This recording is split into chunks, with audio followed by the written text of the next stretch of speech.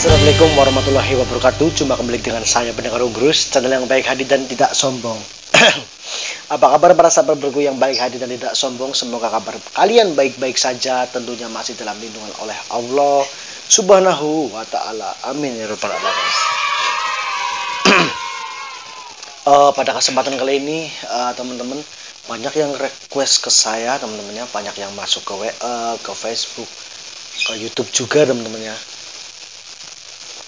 Langkah awal mencetak klok betina konslet. Memang ya, sebelumnya saya blak-blakan aja lah ya. Untuk mencetak klok konslet itu, apalagi betina itu, memang bener-bener prosesnya panjang banget. Tapi akan saya kemas, akan saya rangkum sedetail mungkin pada kesempatan kali ini, teman-teman ya. Alangkah baiknya teman-teman yang belum subscribe, silahkan subscribe dulu. Karena apa? Dengan subscribe dulu teman-teman otomatis berteman dengan saya. Dan insya Allah akan saya suguhkan ya teman-temannya, suguhkan video-video yang lebih berbobot, lebih berisi tentang perawatan seputar lovebird, teman-temannya. Itu versi saya. Dengan versi saya, teman-teman ya. Yang sudah subscribe, terima kasih sudah menonton video ini. Tidak bosan-bosan dengan wajah ketampanan saya pada Umbrus. Mungkin yang member-member lama, para sahabat berku tak membuktikan ya treatment saya. Padahal treatment ini juga sudah saya bahas sebelum-sebelumnya, tapi ketinggalan jauh ya. Di scroll pun kayaknya lama, teman-teman. Jadi akan saya kupas lagi sedetail mungkin. Ayo subscribe dulu teman-teman, silahkan. Dalam hitungan 5, 1, 2, 3, 4, 5. Terima kasih teman-teman yang sudah mencet subscribe, teman-teman ya. Semoga kalian diberikan umur panjang, rezeki melimpah, dan tentunya tetap bahagia. Oke, lanjut, let's go. Proses awalnya, teman-teman ya. Kita bicara proses awal ya, tentunya ya. Mungkin ya ada juga yang sebagian versi orang cari bahan yang sudah mateng, yang katakanlah sudah nadanya sudah enak, sudah kena nadanya, bahasa saya itu udah kena ya teman-teman ya, udah kekering, udah dobelan tapi masih 1-2. Tapi di sini saya akan bener-bener dari pemula, teman-teman ya. Karena apa? Dari pemula lah saya bisa belajar, teman-teman ya. Dari pemula lah saya menghargai teman-teman yang mohon maaf pengen mencetak benar-benar dari nol banget, terutama ya buat seperti saya yang masih miskin, gak kuat beli bahan-bahan yang sudah dobelan yang harganya ya tahu sendiri, ada 5 juta, ada 7 juta yang minimal segitu. Jadi kita bicara awal saja ya teman-teman ya. Tentunya teman-teman harus punya bahan yang istilahnya durasi nomor 1. Cuman di sini teman-teman, saya tidak asal sembarangan materi. Syaratnya itu ada 2. Teman-teman ketika ya, mohon diperhatikan teman-teman. Ini penting ya. Ketika punya betina, ketika di track ya, pasti track. Dia mengeluarkan nada factor, dia mengeluarkan saat emosi itu durasinya berapa? Dibandingkan dengan bunyi sendiri, tidak ada musuh. Contoh, ketika lo berteman-teman di track mau keluar durasi panjang, tapi kalau bunyi sendiri itu pendek, ya yang panjang itu larinya ke factor. Kita main emosi seperti bulldozer. Contoh ya, contoh lagi nih ya, biar jelas banget.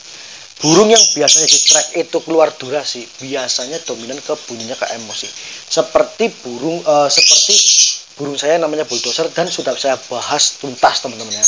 Nah, di sini maksud saya itu burung yang bunyi sendiri, cuek, tanpa ada musuh, gacor katakanlah, keluar durasi yang panjang. Tapi kalau di track dia pendek. Nah, kita lari ke proses penggacoran atau sardot atau ke konsep. Nah, di sini teman-teman ya, di sini kita bahas konsep, teman-teman ya. Walaupun jauh, teman-teman ya, walaupun jauh dalam kemungkinan, teman-teman ya. Yang penting kita usaha. Yang penting kita konsisten. Insya Allah ada hasil, ada keajaiban. Walaupun tidak semua bisa konsep, tergantung bakat burung tersebut. Di sini saya akan memberikan treatment yang benar-benar pas, bener-bener terbukti, bener-bener berdasarkan pengalaman saya pribadi, tidak dibuat-buat, tidak mengarang-arang, saya sudah membuktikan teman-teman ya. Oke, ketika teman-teman sudah punya burung tipe seperti itu yang cuek ya, yang ketika tidak ada musuh dia mau narik panjang tapi ditarik pendek, kita lari ke konslet. Katakan konslet lah, nggak apa-apa wis. Ini bener-bener proses awal banget ya, bener-bener mentah banget ya. Mohon disimak teman-teman. Diusahakan jangan ada jantan.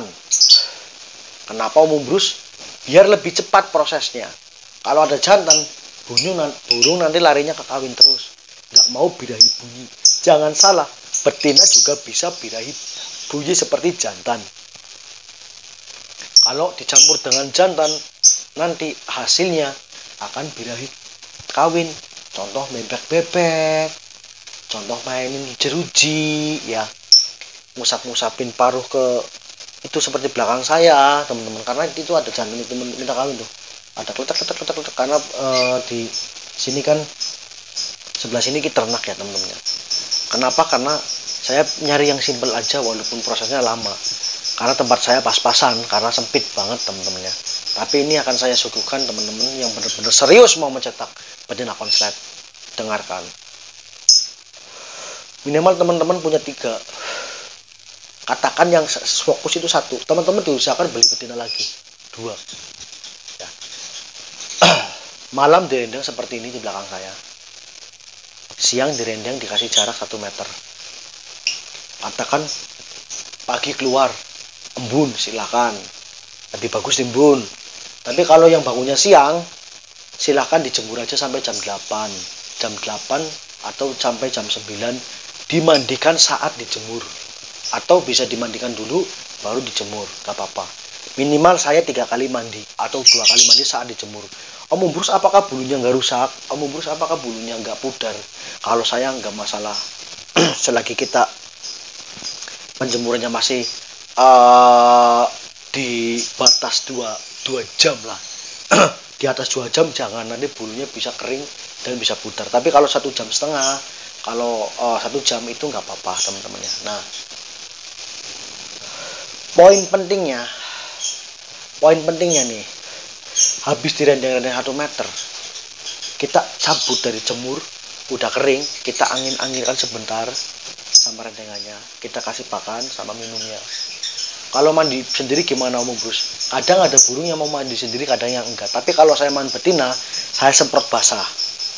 Itu wajib, kecuali jantan biar mandi sendiri. Karena kita kan fokusnya ke emosi. Karena betina itu bener-bener baperan banget, bener-bener whack-nya itu bener-bener banget. Denger betina pun bisa whack lagi. Di sini tujuannya mandi 3 kali itu biar tidak whack. Nah, faktor yang kedua,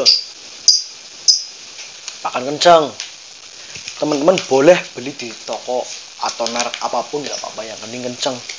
Atau produk saya yang sudah terbukti mencetak konslet ya, vitaminnya ada ini.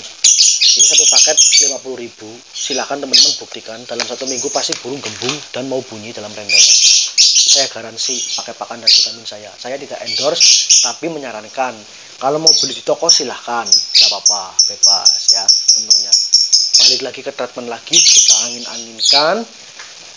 Diusahakan teman-teman ada penyekat. Tapi yang lebih efektif pakai triplek. Hanger ya, ada hanger itu buat jemur pakaian.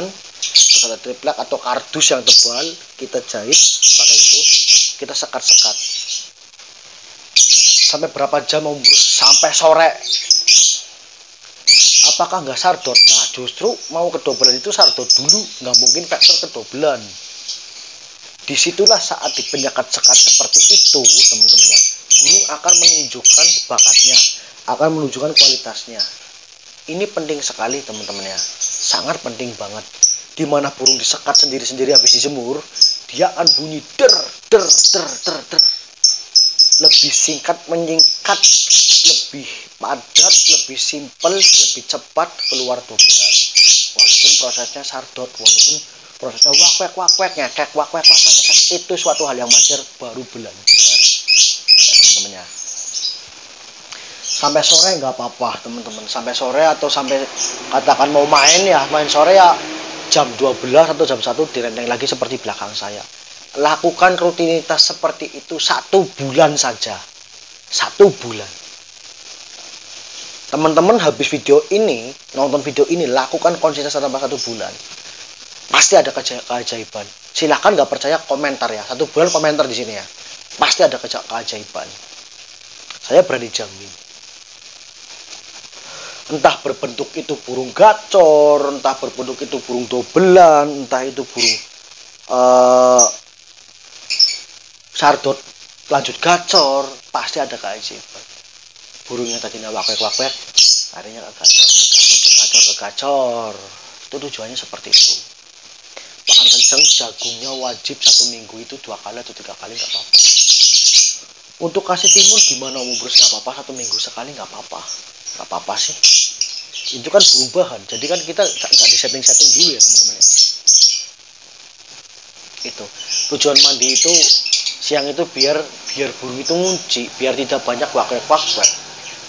Itu pengalaman saya yang alami seperti itu. Kenapa perlu pakan kenceng? Alasannya apa? Alasannya buat mendongkrak birahi, biar emosi low, birahi naik, gembung burung, ngeriwik sardot nggak masalah, karena itu fase dalam penggacoran. Walaupun ngeriwik dalam penjemuran itu nggak masalah, karena burung capek bisa jadi, burung kepanasan bisa jadi, atau bisa juga Pak dijemur itu bisa dobelan di rendengan, bisa seiring berjalannya waktu. Tapi yang bener-bener pasti itu pas disekat pakai triplek atau kardus biar tidak lihat burung lain. Tempel-tempel nggak apa-apa, yang penting ada kardusnya, saling denger nggak apa-apa, itu nggak apa-apa teman-teman. Kalau memang di rumah ada jantan, jauhkanlah, yang penting jangan lihat. Itu pengalaman real saya, pengalaman yang sudah saya lakukan. 1 bulan dicoba baru komentar, pasti ada keajaiban, saya berani jamin. Yang penting bahan yang kita pilih seperti yang awal saya sebutkan, durasi harus ada, bunyinya itu cuek, jangan vektor. Ketika di track itu vektor keluar durasi, biasanya burung seperti itu tipikal mentil, dan burung yang mentil itu susah banget, nanti larinya perumahan ke gacor, susah double. Karena apa? Burung mentil itu emosinya lebih tinggi dibanding birahinya. Tapi kalau untuk burung-burung yang cuek, kalau untuk burung-burung yang bunyi sendiri, biasanya birahi dan emosinya itu lebih tinggi birahinya. Kenapa kita dongkrak pakai pakan kencang itu? Biar emosi low, birahi tinggi. Dengan cara disekat-sekat seperti itu, nggak mungkin burung itu jadi ke birahi kawin. Itu versi saya. Gak takut oper birahi Om Brus. Oper birahi berlaku untuk burung yang single vector. Kenapa saya sarankan itu mandi malam? Kenapa saya sarankan itu milih pelos? Karena apa? Nggak pernah lihat burung lain. Bisa cepet banget over birahi, over emosi karena tidak melihat burung lain. Tapi kalau burung disekat seperti ini, nggak mungkin. Apalagi dibantu dengan mandi 3 kali ya paginya. Sorenya dimandikan nggak apa-apa, mau direndeng mandi jadi 4 kali nggak apa-apa. Kalau mandi malam jangan, karena baru burung bahan jangan dimandi malam kecuali vector. Tuh, nah teman-temannya. Nanti akan saya bahas lagi part keduanya untuk mempercepat ya, atau susah yang mengeluarkan dobelan. Saya kira sudah cukup jelas teman-teman ya, karena kita menyingkat kuota ya, menyingkat durasi itu. Next time kita lanjut ke part 2, cara biar cepat mengeluarkan dobelan betina konslet. Oke? Wassalamualaikum warahmatullahi wabarakatuh. Salam pendekar Om Brus. Semoga kalian yang subscribe sehat selalu. Mantap.